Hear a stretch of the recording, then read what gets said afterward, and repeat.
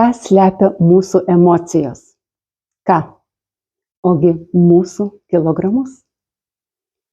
Norite atrodyti kaip gazelės, grakščios, šaunios. Galbūt to siekite metų metus, bet nepavyksta. Ir visa paslaptis yra kur? Ogi mūsų emocijose. Ką mes išgyvename? Kokios yra vidinės mūsų traumos?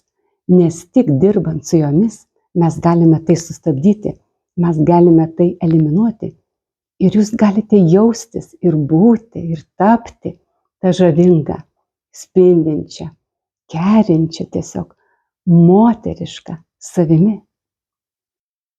Net visi geri kūno specialistai pastebi, kad moterys, kurios dirba su savimi, su savo vidinėmis emocijomis, su vidiniu savo pasauliu, tai yra su vidinėmis savo traumomis, kurias jūs esate patyrę, tada jūs daug greičiau numetate tuos kilogramus 3 kartus, 5 kartus greičiau, jie tiesiog ištirpsta.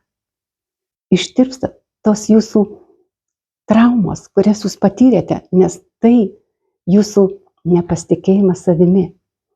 Tai, ką jūs išgyvenote, tai, ką jūs patyrėte, jūsų kančia, jūsų ašaros, netektys,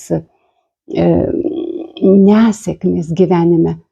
Tiesiog jūs neturite iš kur rasti tų jėgų ir tik ta savivertė, kuri šiandieną, nežinau, kaip jūs save vertinate.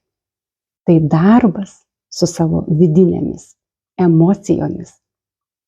Tiesiog šiuo metu tos kilogramus naikina. Taigi, kaip jūs jaučiatės? Kokios emocijos gyvena jūsų viduje?